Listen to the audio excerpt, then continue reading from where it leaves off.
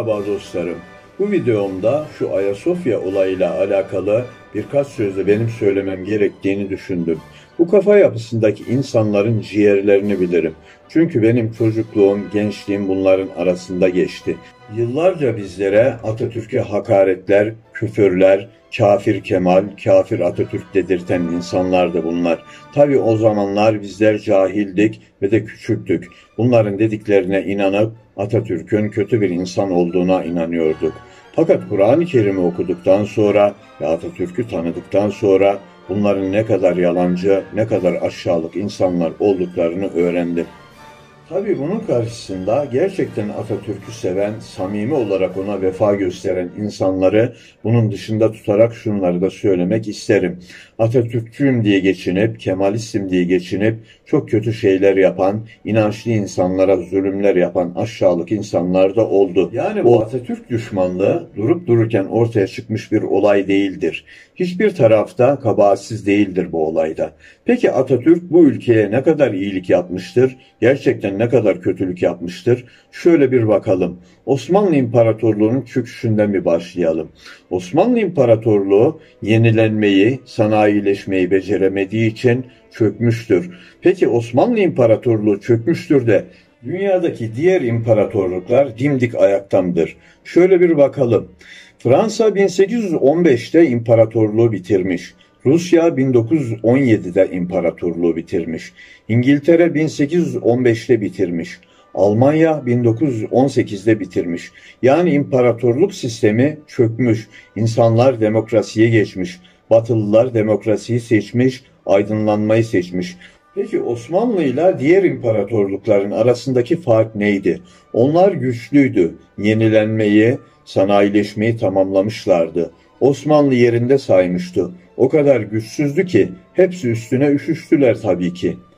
Bazı aşağılık, art niyetli insanlar sanki Osmanlı'nın sonunu Atatürk hazırlamış gibi lanse etmeye çalışıyorlar. Halbuki Atatürk Osmanlı subayıdır. Vahdettin'in yaveridir. Adam sadece bir albaydır. Osmanlı çökmüştür. Sanki Musul ve Kerkük İngilizler tarafından işgal edilirken Atatürk diye bir adam piyasada varmış gibi Musul ve Kerkük'ü de Atatürk'ün İngilizlere verdiğini söyleyecek kadar aşağılık, namussuz insanlar bunlar. Atatürk piyasada yoktu daha. Adam albaydı, Osmanlı vardı. Cumhuriyet kurulmamıştı ki ülkenin tamamı neredeyse işgal altındaydı.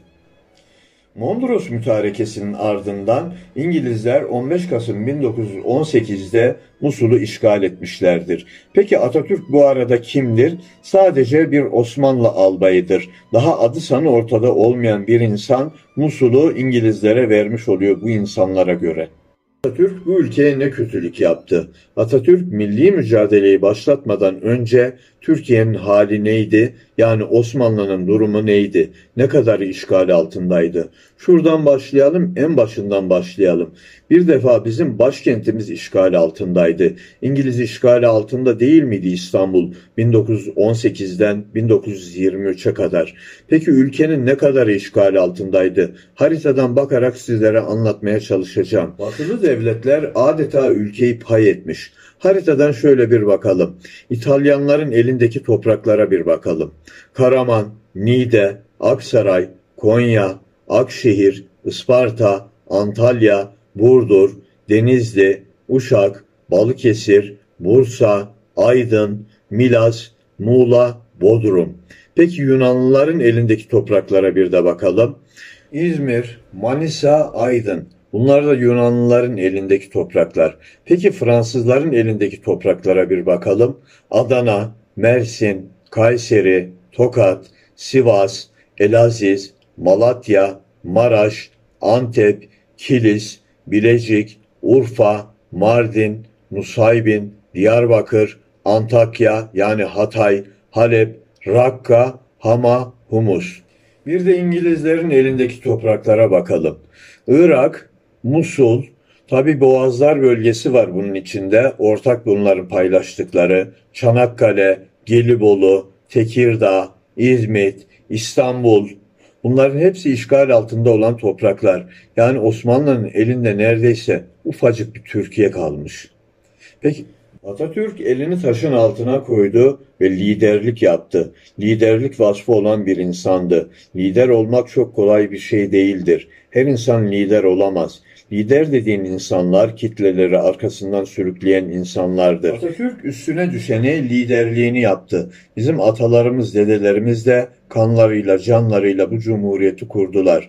Liderlik o kadar önemli bir şeydir ki bugün günümüzde bile bireysel sporlarda ve takım sporlarında neden teknik direktörler ve menajerler vardır? Yoksa kendi kendine o adamda yetenek vardır. Ama lider olmadan hiçbir şey olmaz. Benim gözlemlediğim kadarıyla dünyada geçmişiyle kavga edip geleceğine bakamayan tek ülke Türkiye'dir.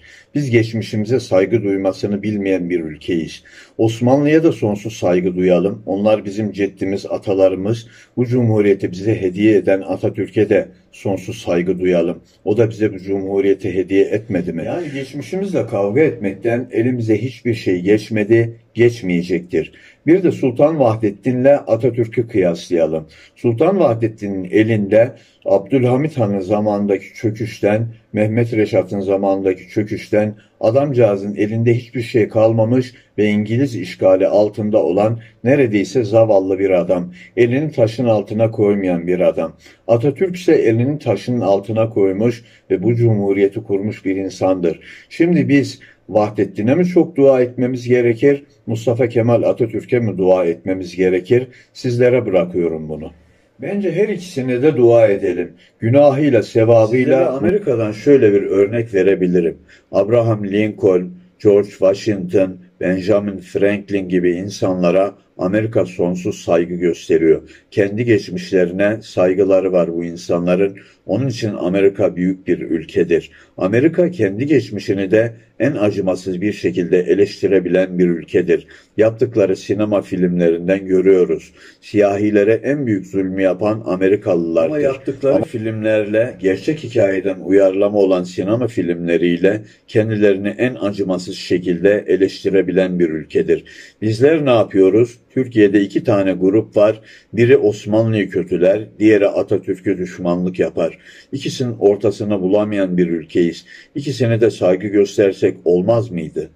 Peki Fatih Sultan Mehmet ne yaptı? İstanbul'u fethettiğinde tabii ki bir cami yapması gerekiyordu. İstanbul Hristiyanların şehriydi.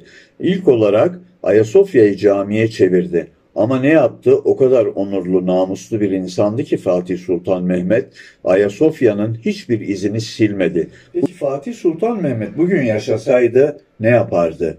Bence Ayasofya'yı yeniden kiliseye çevirirdi. Şundan dolayı, Ayasofya ile Sultanahmet'in arasında 200 metre vardır. Ben her İstanbul'a gittiğimde mutlaka Sultanahmet'te namaz kılarım. Sultanahmet'te vakit namazlarında iki tane saf zor görürsünüz. Sultanahmet'i tıklım tıklım doldurduk da Ayasofya'yı doldurmak mı kaldı? Bugün Ayasofya'da Hristiyanlardan kalan izler, resimler, yazıtlar hepsi durmuyor mu? Fatih Sultan Mehmet Hristiyanların da geçmişini silmedi oradan. Peki Atatürk Cumhuriyeti kurduktan sonra ilk iş olarak ne yaptı? Sanayileşme seferberliği ilan etti. Çünkü Osmanlı sanayileşemediği için çökmüş bir imparatorluktu. Ondan sonra yaptığı işler kılık ve kıyafet, kendine göre kıyafetleri vardır. Bu da dünyayı peşinden sürüklemiştir. Şöyle örnek vereyim, 1900'lü yılların başında ve 1800'lü yılların sonlarında dünyanın her tarafında burma bıyık modaydı. İngiltere'deki John Emmy'nin de burma bıyığı vardı. Amerika'daki David Emmy'nin de burma bıyığı vardı. Stalin'in de burma bıyığı vardı. Yani Atatürk'ün burada yaptığı şey kılık ve kıyafeti zamanın şartlarına uydurmaktır. Bir de size şöyle bir örnek vereyim. Osmanlı padişahlarının fotoğraflarına, resimlerine bir bakın.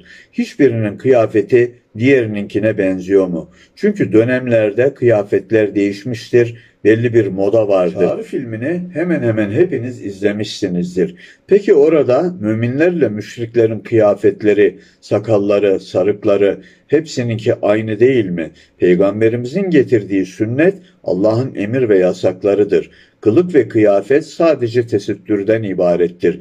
İstediğiniz şekilde, istediğiniz renkte giyebilirsiniz. Önemli olan tesettüre uygun olması. Yani Atatürk'ün burada yaptığı şey zamanı şartlarına uygun kıyafetler giyilmesini sağlamaktır. Allah Kur'an-ı Kerim'de bize şöyle emreder tesettürü. İnsani şartlarda insana yakışır şekilde, vücut hatlarının belli olmadığı şekilde istediğin kıyafeti giy. Müslümana yakışan da budur. Yaptığı olaylardan ikincisi de tekke ve zaviyeleri kaldırmaktır. Peki tekke ve zaviyeleri tam olarak kaldırabilmiş midir? Kaldıramamıştır çünkü günümüzde hala faaliyetlerini aynı şekilde göstermektedirler. Peki tekke ve zaviyeler gerçekten ilim mi üretiyordu, şirk mi üretiyordu? Günümüzde ve geçmişte bir bakarsanız görürsünüz. Dünyaya ve insanlığa hangi ışığı saçmış? Batılılarla İslam ve Türk dünyasının arasındaki en büyük fark şudur. Batılılar önce kendi halkına, kendi ülkesine ışık saçmak için ilimle uğraşırlar. Türk ve İslam dünyasındaki bilim adamları ve ilim adamları da cahilleri memnun etmek için uğraşırlar. Halbuki onların gözlerini açmak için ilim üretmeleri gerekmez miydi? Atatürk bir de alfabe devrimini yapmıştır. Peki bu işi yanlış mı yapmıştır? Arap alfabesinin bugün 10 tane Arap ülkesi dışında hiçbir geçerliliği yoktur. Peki Latin alfabesi dünyanın en ücra köşesinde bile geçerlidir. Atatürk'e şöyle büyük bir iftira atılır. Bir gecede bütün bir milleti cahilleştirdi. Cumhuriyetin kurulduğunda erkeklerde okuma yazma oranı %10'du. Kadınlarda 4'tü. Hangi milleti cahilleştirdi? Zaten okuma yazması olmayan bir millete seferberlik ilan edip okuma yazma seferberliği ilan eden adam değil miydi Atatürk? Bu iftiraları atmakta ısrar eden insanlara benim sözüm şudur.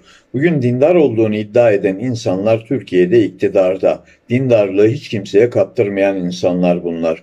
Buyursunlar, Arap alfabesini getirecek güçleri de var. Getirsinler bakalım dünyada ne kadar geçerliliği var. Peki biz Atatürk'e Türk milleti olarak nasıl teşekkür ettik?